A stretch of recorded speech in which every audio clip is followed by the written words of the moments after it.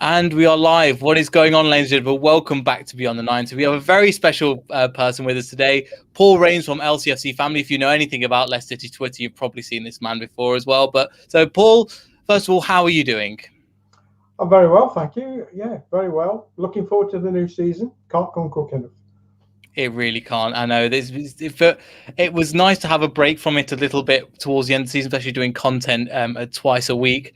And then about a week afterwards, I was like, "Oh, can it come back now? I miss it quite soon." I just wanted to get your thought. Obviously, we see you brandishing the FA Cup shirt as well, which looks very fantastic. I know something that you're particularly proud of as well. I just want to know: A, did you get to the ground, and B, what does this mean to you? Because obviously, we hear about this. Obviously, I'm from a different generation where it's kind of European football was more likely. But what does that mean to you finally winning the FA Cup? I think it's like the Holy Grail for me. You know, when I was a boy, the best domestic trophy that you could ever win was the FA Cup, and the only live football on television was the Wembley final, which kind of started at 9 o'clock in the morning and went on till 6 o'clock in the evening. It was live as a whole day. I used to be glued to it every final, regardless of who was in the final. Used to watch it. So, I mean, I was born 56, so 63 final, 69. I remember vividly and crying. When we lost, and it's taken all those years to get there again, and to be so privileged to actually get a ticket, because lots of fans didn't, to be there, and to it was just an emotional day. B, it was also the first time that we've been back as fans together, so that was really special. So there was an atmosphere. And to win it the way we did, with a goal like that and the drama at the end with VAR and everything, it was just something I'll never, ever forget. But I've got this feeling now that we've done it. So my normal focus would be, we need to defend the trophy next season. But I'm in your camp now. I'm saying European football is more important, and that has to be our focus. As well as the league, because if you can get to the Europa final and win it, you're in the Champions League. So if you don't get sort of fourth spot, which is really difficult, so yeah, it's almost like I've ticked that off now, so we can move on. But in my days, although the Champions League or whatever it was, I think it was called the Europa Cup, was around, you never dreamed that Leicester would ever get anywhere near that. So it wasn't a reality. It was a pipe dream. It was for teams like Man United, Liverpool, Arsenal, or whatever to go into those sort of competitions. And so to win it was so special. And my son got a ticket as well, which was great. He was there. So it was a really special day. Yeah. And I was with my sort of best mate who I've been going to football for 20 or 30 years with. Oh, wow. And it was a great day. The only sort of downside was I had to go down on the coach because I live in Leicester. My colleague lives outside of Leicester, so he could drive down. But we met up down there.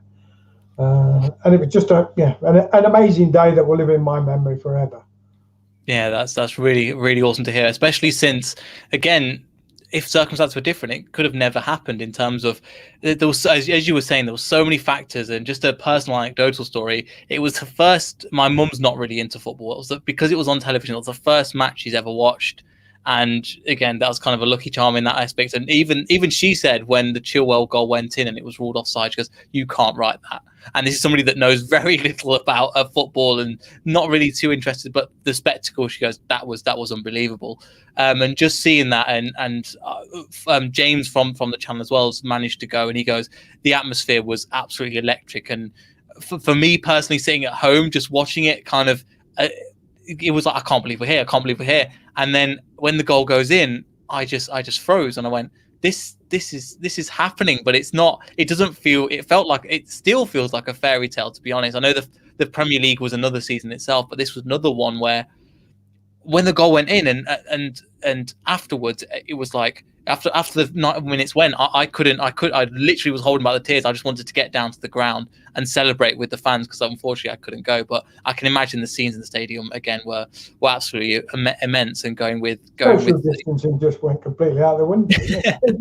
But it felt normal. It felt like the old days. You know, you could hug. We were hugging each other and everything, and you know, there were people and chanting and singing. It was just felt like a normal day, and that's the first normal day I've had for quite a long time. And it happened with the FA Cup final, you know. So yeah, very, very special, and one of those things that will stay, because when you win a trophy and you're actually there, it's a bit different to like the Premier League, for instance, which we won without playing. Yeah, it just kind of happened because Chelsea drew with Spurs. Although that is a bigger achievement, because that's being consistent over 38 games or whatever. To actually be there and see them win and then lift a trophy, and then seeing Top just cuddling the cup like it was a teddy bear. Just, I'll remember that forever. Yeah, it's just amazing. Yeah, and seeing it live, I didn't manage to. I think that would have set me off. I don't know about you, but I've rewatched that on iPlayer so many times.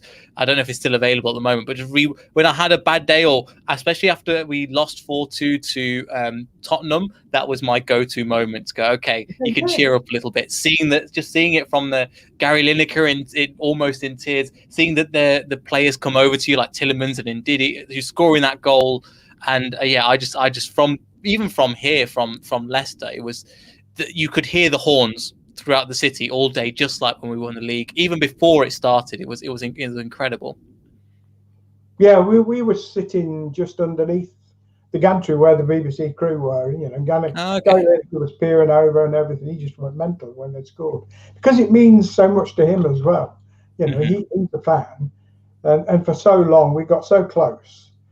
And to be fair, probably the balance of play, perhaps Chelsea deserved a draw. But there's a saying with the FA Cup: when your name's on it, it's on it. And our name was it's like your mum said, it was just meant to be.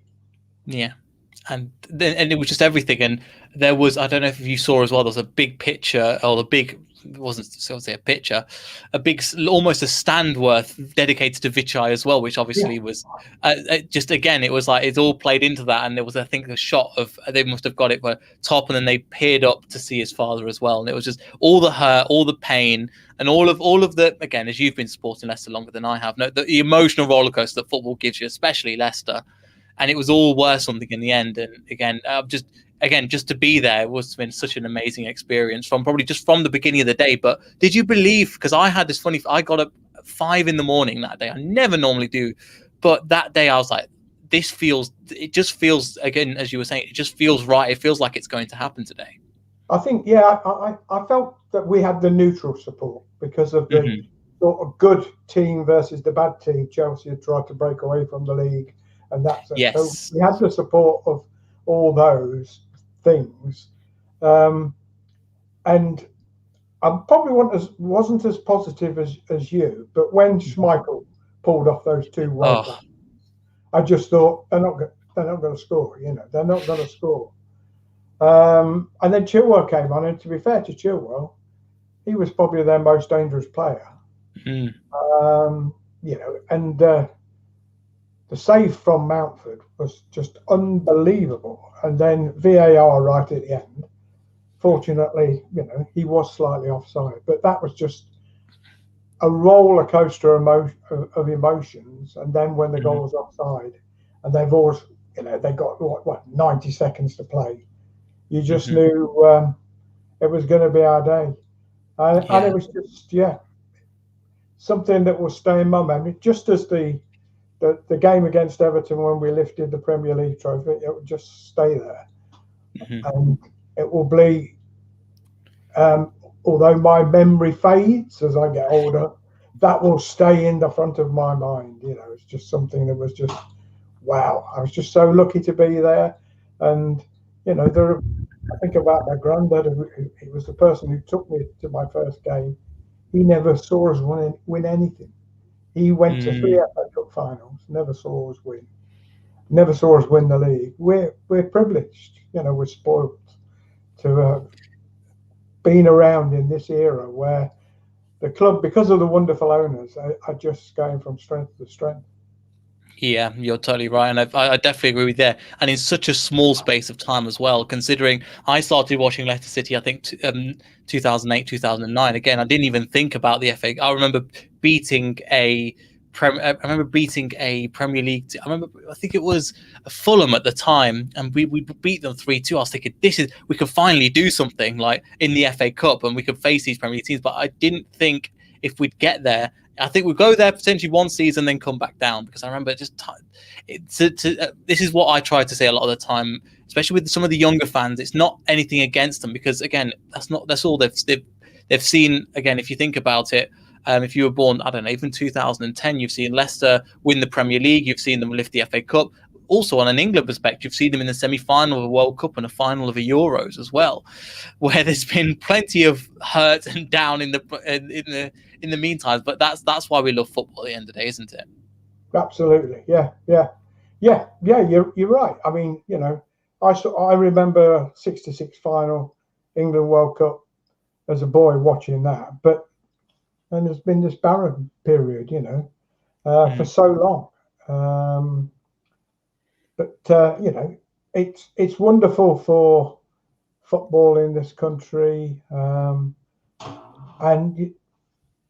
you know, Leicester City at the minute, I think, are just a beacon of everything that's good about the game. In terms of everything that they do is absolutely spot on. Yeah. And the way they behave and handle themselves, and their strategy and what they're trying to do, and what they're doing to the city of Leicester is just tremendous. Yeah, definitely agree there. And well, I think we'll move slightly on to, obviously, I noticed you were on at the Burton game as well. We've heard that the atmosphere was fantastic. It was like old friends getting back together again. Obviously, the performance wasn't. It was a preseason game, so we can't expect too much. But I just wanted to get your opinions and thoughts on obviously going to Burton and getting back together since the FA Cup with the fans again. Yeah, to be fair, if we play Burton, it's a game I usually try and get to. So I've been to a few games at the Burton ground. I like it because you can stand. So there's terracing behind the goal.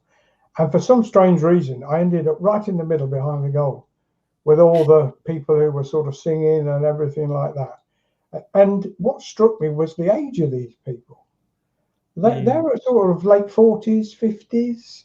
They were the people who were all doing the chanting and starting all the songs. A lot of the songs were about players who weren't even playing for it, but you know, they used to in the past. But yeah, the atmosphere was great, and to be honest, you didn't hear the Burton fans at all. They were in the opposite end, and yeah, it was just a terrific. It was like the old days, standing in the Kop, you know, just behind the stanchion, middle of the goal. Unfortunately, it wasn't the end where they took the penalties, but yeah, it was a good day out, and it was a good workout, which is what the kind of football speak. It was a bit of a shame about the penalties, but because I like to win every game, it doesn't matter whether it's a friendly or not. But yeah, I was looking forward to seeing the new players and just seeing what they were looking like and how they were settling in.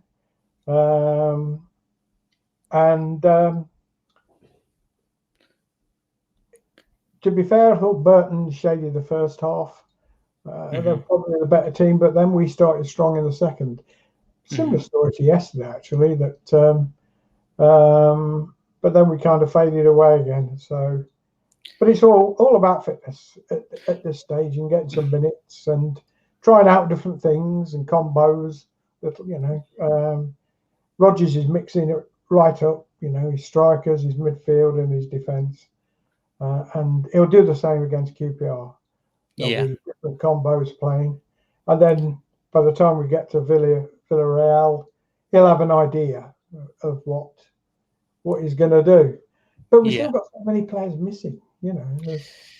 It's what people forget as well, the amount of internationals that were on, and even that in itself, just to kind of take it back. I remember when we first signed somebody like Christian Fuchs. I remember him just thinking, Austrian captain, get him in the team. Now, if you're looking at them, the majority of the starting 11 are starting for their country. And again, just to kind of take it back, that is from when I remember watching in 2010, 2009, 2008, there was barely any international. If they were, I forgot what his name is now. Harry, I could never pronounce his name. It begins with a P.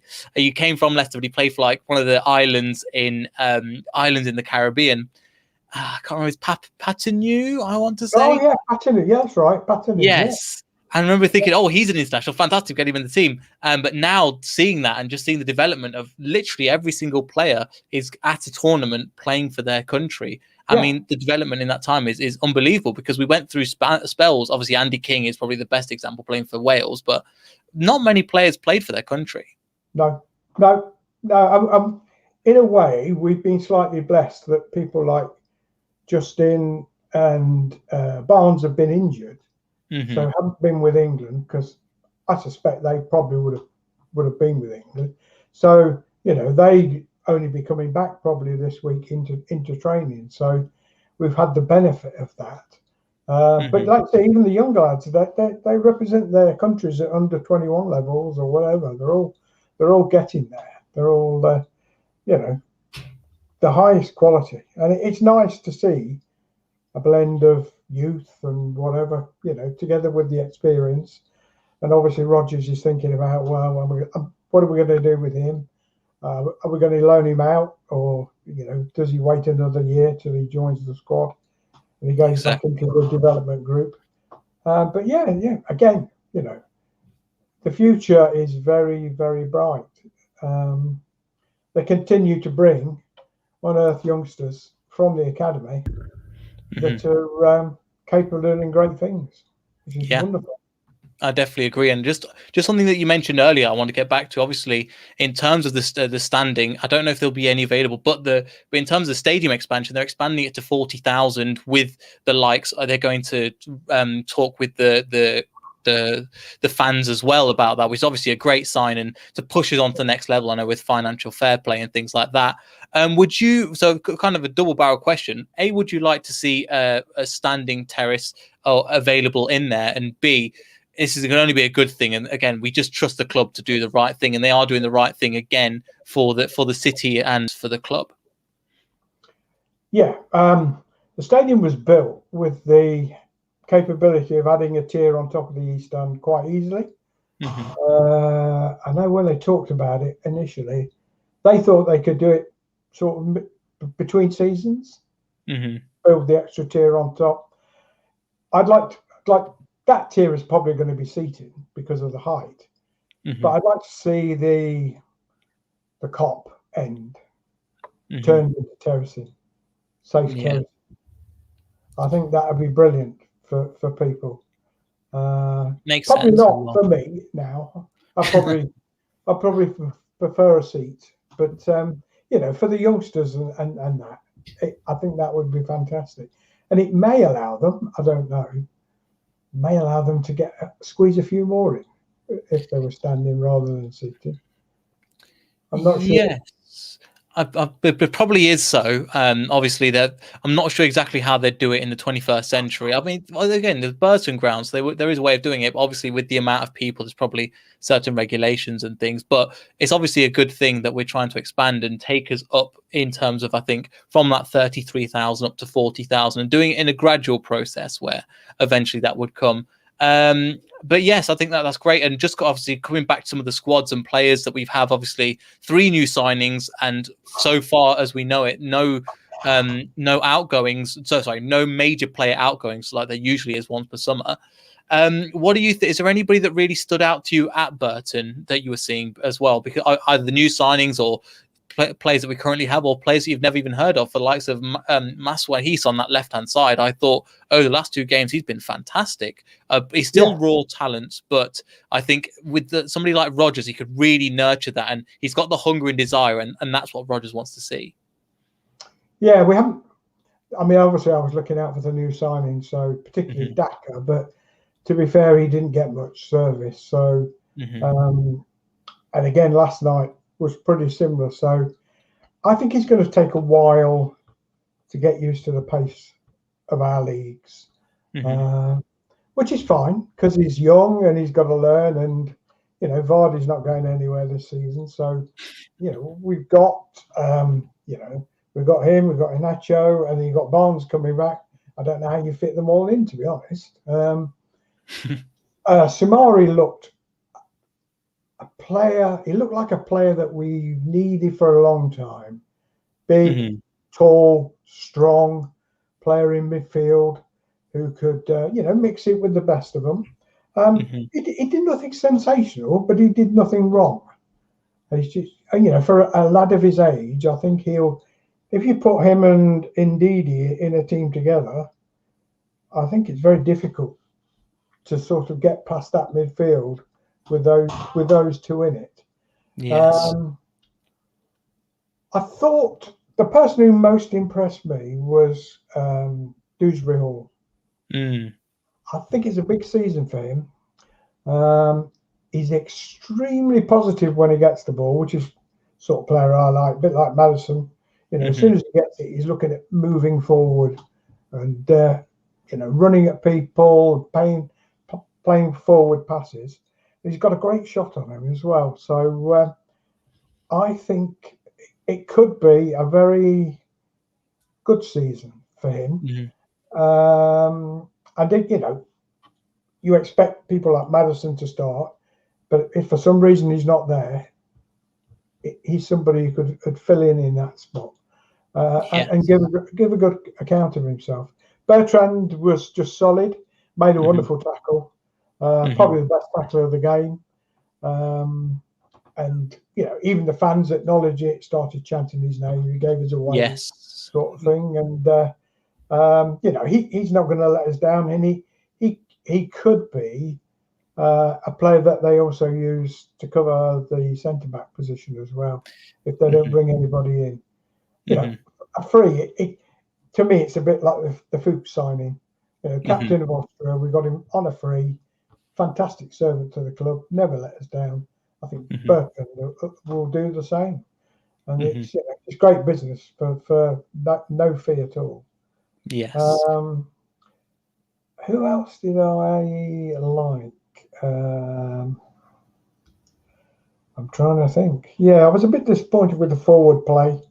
We didn't seem to give our forwards much service, so I assume it's going to be Inacho and Daka on against QPR, so it'll be interesting to see how they match up together. Nobody's quite sort of clicked, but nobody's got a lot of service, to be fair. So yeah, and especially I think it shows you how vital it is somebody like Yuri Tillmans as well in that midfield, dictating play.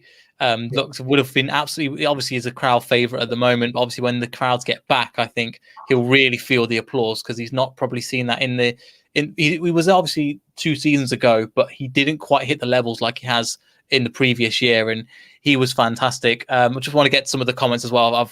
Yeti Boy has said, never forget the day is first of many. I think that's in reference to the Wembley as well. Alessio, again, if you've got in contact, make sure you get into contact if you haven't already with the Greek Foxes. They'll love to get in contact with you. Make some noise. And same also for the FA Cup finals. We were the only people to make noise inside the whole of Wembley, which is, again... We were. You couldn't hear Chelsea. You couldn't hear the Chelsea fans. And the support is so... for a club of our side, it's terrific. There are some clubs that are renowned for their away support, Newcastle, Leeds, or whatever. But Leicester are, up there. Most of the games are the away fans. They sell out.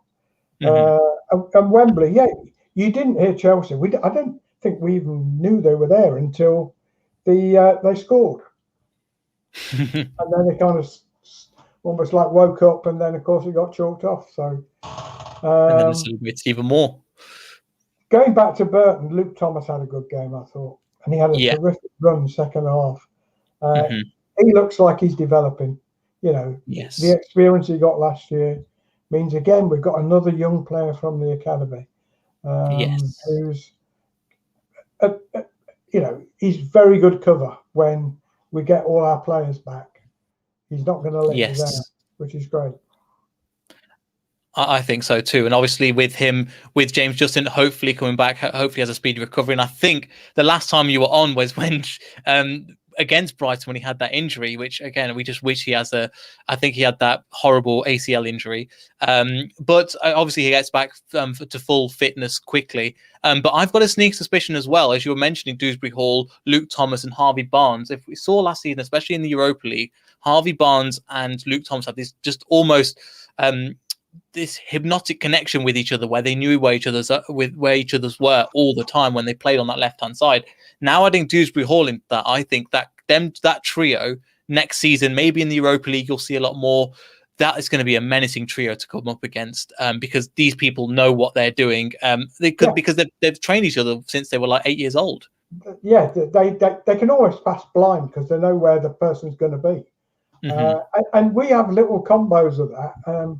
We used to have that with Ricardo and Mahrez and whatever, and that's kind of the right side is the concern for me at the minute. Yes, in terms of especially sort of going forward. Not sure what the answer is. I don't think it is in the current squad. I think we're still looking for somebody to replace Riyadh. And there's a few players about, but it's whether we've got any money. Yes, and again, doing the things the right way, but at the same time, not throwing money at the problem and saying we'll sort itself out. I think the owners have tried that when they first joined the club, when we were in the Championship, and they realised, okay, there's issues, and if we didn't go up that season, we would have been in a bit of trouble. So it comes down to, again, we just trust the owners, and that's something from speaking to other fans that they're jealous of, because they've seen the FA Cup and they've seen what our owners have done. Maybe not for our community, but especially for Leicester in general. But also what we're doing it the right way and competing with some of the biggest names in all of football history as well. Absolutely, we've if you think of, you know, where we finished, okay, we didn't quite make it to Champions League, but we finished above Arsenal and Tottenham, who have a fan base clearly as well. Budgets and wages are massive compared to us. We shouldn't really be competing on their level, but we are, and we're doing that because of a different strategy that we're applying, and we're buying people when people don't think we really need them.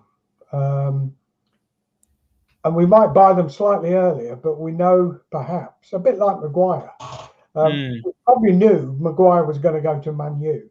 So we bought two centre-backs and nobody had heard of them. And then Maguire goes, and then this guy plays from Turkey. Who's he? And you think, well, he's as good as Maguire, and we just got 80 million for them. You know, so they're very clever at sort of buying players, not when they desperately need them, because clubs are going to hold you to ransom. And they think, well, why are they needing that? They're perfectly, you know, I think they'll be looking for a centre-back eventually to replace Evans. And they'll do it, you know, probably not this season, but perhaps next season. But although he may have another season. He might have another two. But they'll buy it and develop somebody when they can get them cheaper. It's like Fofana, you know, he's just... Well, if we manage to keep hold of him, he will be incredible. But I suspect if he has another cracking season, the big clubs will come calling. Yes. But what's good about it as well is that we know, like as you were saying with the Maguire situation, we will demand a big fee and we will hold out for that big fee until it is paid as well. Yeah, and we want, it's like the Maddison thing with Arsenal at the minute, you know, 70 million they're talking about. But what will kill Arsenal is we'll demand 50 million up front. And they can't deal with that. They want to pay, you know, over 5 years in chunks, sort of thing. So we deal with it on our terms if it suits us, sort of thing. Every player's got his price, and I just think with Maddison, he's just being sweetened up, perhaps next season. They'll, you know, I think they're kind of hoping that they can have a better season than we do this season, and then they might come back in for him next season, and he might be tempted. But they, you know, they made their feelings clear. The manager likes him, so you know he's going to be flattered by that. But I think he'll definitely stay at Leicester this season. I think so as well, and especially with the project we're building as well. The ceiling is almost unlimited, and now that we've got trophies as well, we've got a trophy under Brendan Rodgers in this squad. There is maybe potential more of it saying that, hang on, if I can move somewhere, I could. If I move somewhere else, it's not guaranteed I'm going to get trophies, but also there is something better. We've got the advantage of being up there with the big boys, but the advantage as well of being a small family-run, well-run club with fans that enjoy the ownership. And yes, there are people complaining on social media. That will always be the case. But having that, I think Kasper Schmeichel did an interview just before the FA Cup final, and he was saying even players that leave Leicester, like Gianni, well, he didn't mention specifically, but I think he was talking about Harry Maguire, Gianni Drinkwater, Riyad Mahrez. Says there's something about this club that we support that people go, I'm happy at my club, but there's just something special about Leicester City. And I think the more that time goes on, the more that the players play there, they'll realise that, and they'll kind of they'll hold on to that a little bit more, and we'll be able to, as we've done this season so far, keep hold of our best players. Yeah, I mean, who wouldn't want to go to work in a first-class training facility, probably one of the best in the world, play water polo, and then have a round of golf? Wonderful. Exactly. It's a fantastic environment to learn and develop, you know. It's just, they're getting everything right, and they're plowing huge amounts of money into this. Yes. Just for a football club. And you know, not only the football club, they're building hotels, arenas they're going to have, I don't know, ice hockey, netball, concerts in, or whatever, you know, it's for the whole community to enjoy, and their legacy will live on forever. Yeah, it really will, and especially after the owner passed away, and all the stories came flooding out about all the generosity that was done. I think there was a player from the under-23s that was given a contract just because he was a waiter at a restaurant, and he goes, okay, and he goes, I know you're the owner of the restaurant, and he was given the waiter was given a contract. Just go see if it works. If not, no problem. And he didn't end up working. But there's everybody seems to have these little stories, especially on like BBC Radio Leicester and things like that. Everybody's come out with these stories, and we know how much I think he does for, like, for example, the Royal Infirmary and local places around town. And it's really just helped us out in that aspect as well. I want to move on just slightly to a question that I'm not going to lie, I've nicked a little bit from Radio Leicester a little bit, in terms of Tillmans and Ndidi. Obviously, that partnership last season was formidable, and I think as good as they were really underrated. But obviously, during your time watching, especially, I remember, for example, Neil Lennon and Muzzy is this one of the best partnerships that we've seen ever, that you've seen in Leicestershire? Obviously, the closest I could think of is Neil Lennon and Muzzy, but is it that kind of same partnership there? It is, exactly. Neil Lennon was a prolific tackler, didn't do anything fancy, got the ball back, passed it to either Savage or Izzet. Izzet was the creative one, Savage was the engine. He'd do all the running and leg work up and down, but it's very, very, very similar. You know, Wilf he's incredible, isn't he? He's got some sort of device or whatever that just homes in on the ball, and he just gets the ball back. An area of the game which he can improve, I think, is his distribution. But he does things simply, you know, and he might give it to Maddison or whatever, and then off he goes on there. I'm still a bit. The jury's out with me whether Tillmans, when you play Tillmans and Maddison, whether you get the best out of both of them. they're very similar. They've both got a wonderful eye for the ball and a great pass. And sometimes I think Tillmans plays better without Maddison, and sometimes I think Maddison plays better without Tillmans. But they're both wonderful footballers, and we need to try and incorporate both in the team together. But they are. I would say this midfield and that midfield from the Martin O'Neill era with Muzzy, and Neil Lennon and Savage are the best midfield that I've seen. Interesting to hear. Yeah, no, that's what I just thought of that as kind of a thing as well. And obviously, as you talk about Savage with the legs, now with Samori coming in, potentially we can have that. And he's so going to you've be got that type of player. Yeah, he's going to be up and down, and he's big and strong. He won't get pushed off the ball because, you know, if we are one thing, we're a bit lightweight in midfield. Maddison gets pushed off the ball a lot. Tillmans sometimes does. They're not big, but this guy's, you know, he's got the physique. He's a very ox. He reminds me of like an ox kind of. He'll just charge. He'll kind of charge through players, and they'll kind of ping off him a little bit more. And he goes, "Right, I'm on my path. I'm going to set off."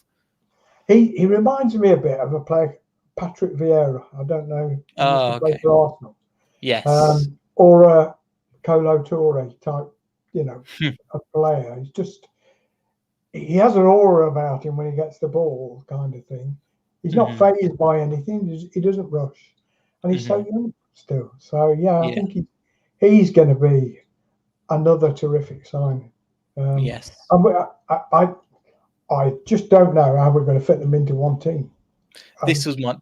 That was my next point, because again, you were just saying with Dewsbury Hall, again, he's fantastic, but how do you get him into the team? Dennis Pratt, I know he's a fan favourite as well. How do we get him into the team with Mendy and Chowdhury? Who else? I think that's all of them. But to try and fit all of this into one team with potentially a maximum of 3 positions is going to, and then Jose Perez, another player in that cam position that could play in midfield, and it does a defensive job as well. So trying to fit all these in is obviously it's a problem that we've not had before, but I think they've described it before as well as a golden problem to have all these players available to you that want to play, that are eager to play, that are the quality that we need to compete on multiple fronts. Absolutely. And as long as they've got the right type of temperament and character, so they're not players who, you know, throw the toys out the pram because they're not playing or whatever. They accept that they're in a squad and they'll get their chance, and they're hungry. So when they do get a chance, they try and take it. And all of a sudden, you see a player perhaps emerge, you think, well, you can't drop him now because, you know, what a game he's having. But that's great because we've got loads of games with the Europa League. So, you know, everybody should get plenty of games. And the squad should be a lot stronger, as long as, touch wood, we don't have the injuries that we had last year. Yes, and I think let's hope so. But as well, the squad is getting bigger, but also it was a part of it. I heard was A, down to the pitch, B, was just the number of games in such a small amount of time, and Europe, and the squad was again remembering after the Arsenal game where just everybody was injured, and playing against Crystal Palace with I think about 4 central midfielders playing on the wings and also just to shoehorn whoever was available, just get in the team. I'm surprised like Danny Ward wasn't at right back almost because there was so many players that were injured. But just in that, again, we've come a long way during that, and we've still managed to just finish in those Europa League positions plus win an FA Cup after the Arsenal, what happened at Arsenal as well. Just before we finally finish, what are your season predictions, or what are you thinking of this season? Are you excited going into this season? What would you like us to Leicester to concentrate on this season? Well, I think primary focus has to be on the league. I mean, you know, if you'd asked me that question a few years ago, we were just happy to get 40 points. You know, that was the end of every Leicester fan. Just get to 40 points and we're happy. Definitely top 6. Leicester will finish.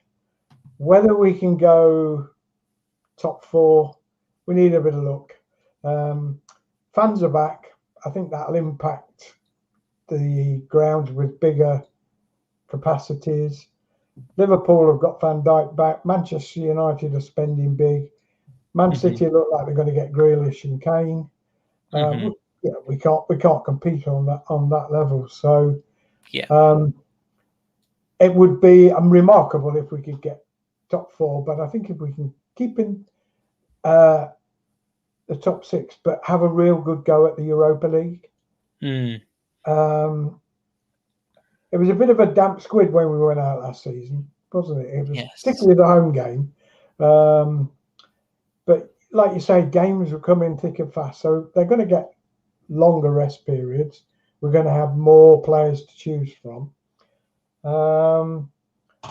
I'd love to see us go, far in that competition. And the friendly on Wednesday will be a bit of a litmus test about how well we can play against the team that won it last year.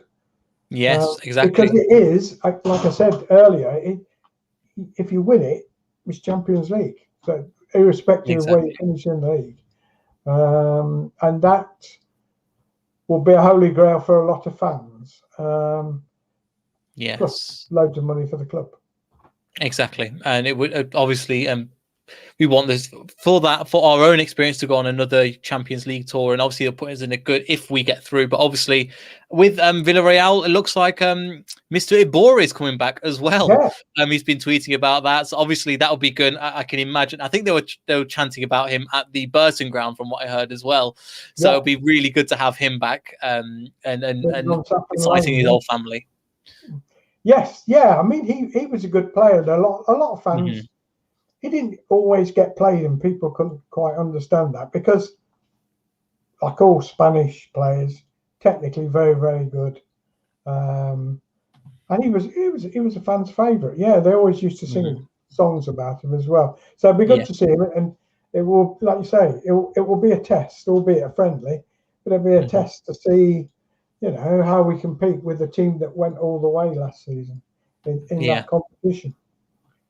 It will just make it nice for the Charity Shield on the Saturday. Yes. Are you able to go to that? Because another day out of Wembley would be brilliant. And again, hopefully with you there, another trophy.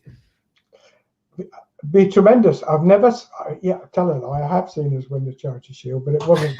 They didn't used to play it at Wembley. But I mean, Manchester City are already saying they're going to be playing their reserves or whatever, but I think that's Pep just playing mind games perhaps with us. But that'll be a very good game. I went to the one when we won the league. We played Man United.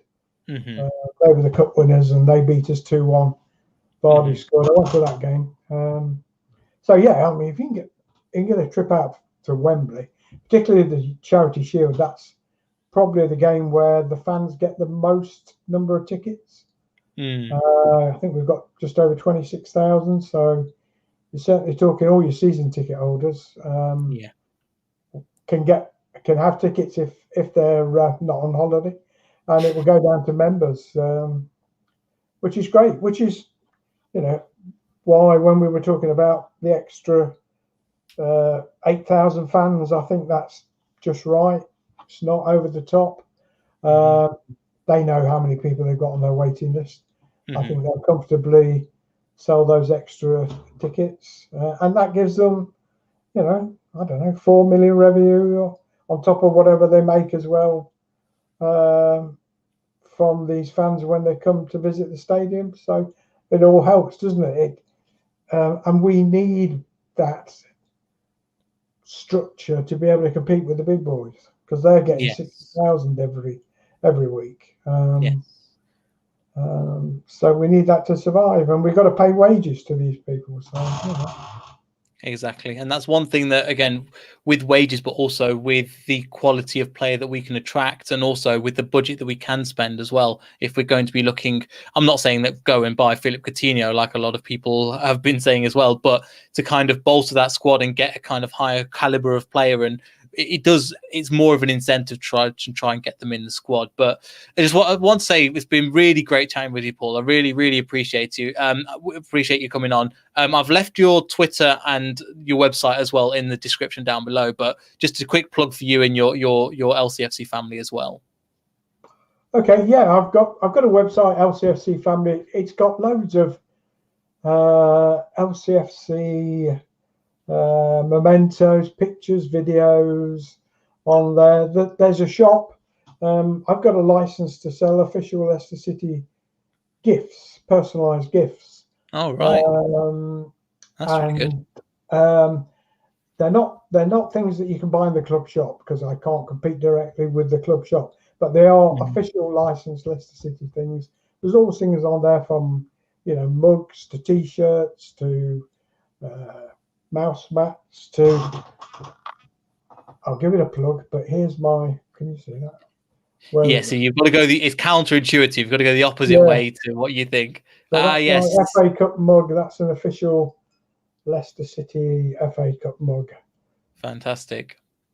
Fantastic. Yeah, great to see. And I do it as a bit of a hobby. I don't do it to make money. I'm retired and I just mess about with IT. Fair enough.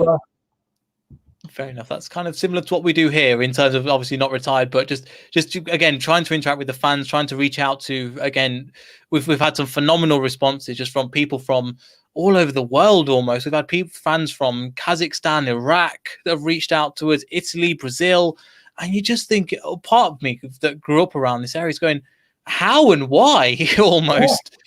Yeah. That's the power of the media, isn't it? It's just something like this, and you do it, and you present very professionally and very well. Thank you. And it's just a global reach. And I suspect, you're going to get fans from Zambia because we've got a whole. Was it 80,000 shirts have been sold? 85,000 on Twitter. Yeah. Patson Daka, they just follow a player and they just go with him, kind of thing. That's incredible. We had it before with Riyad Mahrez, but that fan base seems a lot more toxic, to be honest. Now they've gone. It was quite. Thank God they've gone, and respect to them. And they did come in their droves, but they were. I think from what we've seen as well with the Zambia fans, they're a lot more understanding that this player will take time to develop. This player he's in the right place for us to develop as well, which is great to see. And we hope they come on board. But probably from your perspective as well, you've probably seen the amount of Zambian love out there is fantastic for Daka, but also for Leicester City in general. I mean, he got a tweet from the president of Zambia. Yes. That's just incredible. It's like Joe Biden tweeting to so-and-so to say, "Oh, great! Great to see you've joined Leicester City," or whatever. It's just incredible. They're going to be. I remember the days when Marcin Vasilevsky used to play, and all their fans they used to come over in their droves and just watch the game. And they've got a following like that. I don't know whether we'll see too many on the. Over here actually watching the games, but they'll certainly be following them on the streams and things like that, and on the TV.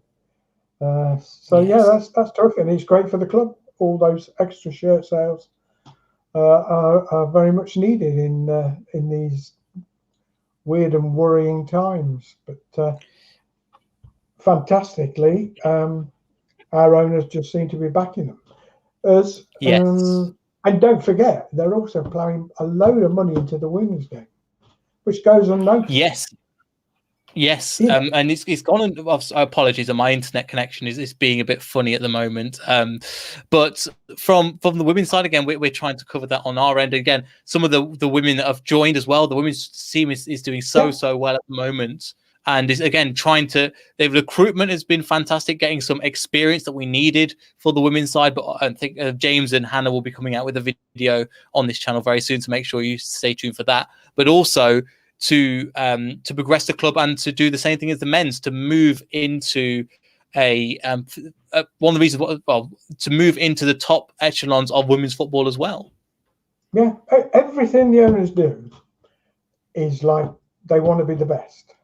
Yes, they started with a polo team and won the world championship polo, and they just want to be the best at everything. So they've given up the training ground. They could have sold that, built houses on it. They've given them that, and like you say now, because they realise that stepping up to the highest level, they need more experience and senior players.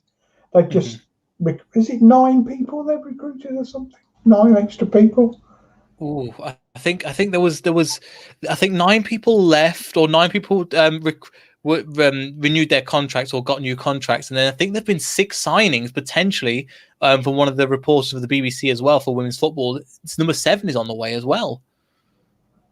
Because it's incredible. They want us to be the best at everything, right? And it's great for the brand.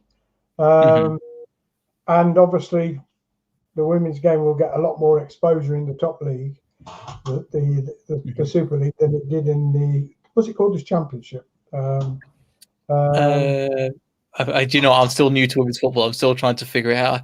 It was I think it was the Championship. I want to. Super League and the Champion. I think it was called the Championship. Again, I'm still learning about it as we go as well, and having players on here as well has been fantastic, and the club have been amazing in terms of reaching out to us and trying to work together with that. But again, that is more of the side of Hannah and James, who have a lot more expertise than I do. But again, you're right in terms of they are trying to build something, and again, you're right. They could have sold that for and made the profit for quite a bit more. But they chose not to. Right, let's give the team that's coming into the Super League the facilities that won Leicester the league, and obviously that's a massive draw for players from all over the country and potentially in the future all over the world. I don't know personally whether there's another women's club that have that facilities. Most of them either share or have got something somewhere else, which is not of a standard of the Beaver Drive was. Because they've got indoor training there and everything, just as the players have at Seagrave. So it's fantastic to see. Yeah, it really is. I don't know what the owners are going to do next. What team they're going to develop, but they could build an arena and then take over the basketball team or something like that. I don't know. Everything they seem to touch turns to gold. Yes, but obviously there's they as you were saying before, obviously they put money into it, but again, it's not selfish, and also there's a way of doing it which is it's preparing for the future at the same time. Investing in the training ground was a beautiful example of that. Obviously making it the best, as you were saying, making it the best in the world, but also knowing we can attract players that come in, but also using the opportunities to go, right, we're not just going to throw a load of money at the problem and become the best for one season, because we had that 2016-15-16 season. They could have gone, right, well, we've done our job now.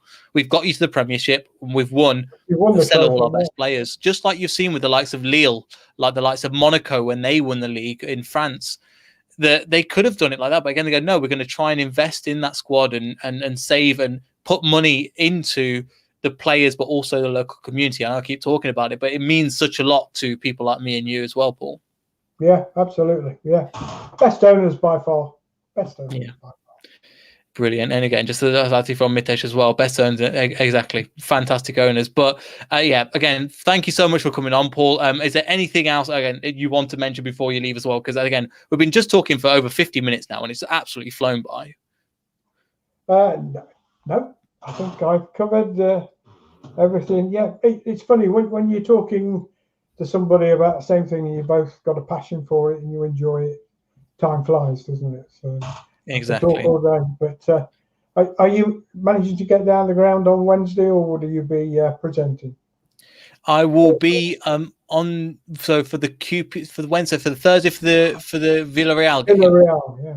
Yes, I want to go. I'm just trying to find. I don't want to really go on my own, so I'm just trying to find somebody else that will come with. I know it's easy enough to get tickets and trying to find people, but people sit in different sections. I was like, right, who will I attach myself to go down to the game? But I'm really looking forward to the Villarreal game, and hopefully we're looking at getting tickets for because we haven't got them just yet, for when they come on the member sale for the FA Cup as well. For the Charity Shield as well. So I'm really looking forward to that as well. Yeah, that'll be a fantastic experience. That'll definitely go to membership. Yeah. Definitely. So I'm really looking forward to that as well. But again, thank you, Paul, for coming on. We really appreciate it. If you guys are still watching, again, thank you for getting this far. It's absolutely brilliant having Paul on, and thank you for staying tuned for over 50 odd minutes. We really appreciate it. And thank you for liking, subscribing, all that good stuff, and getting us to 1,500 subscribers. It does mean the world to us. And thank you for coming on this journey with us. And we'll see everybody in the next video. So goodbye.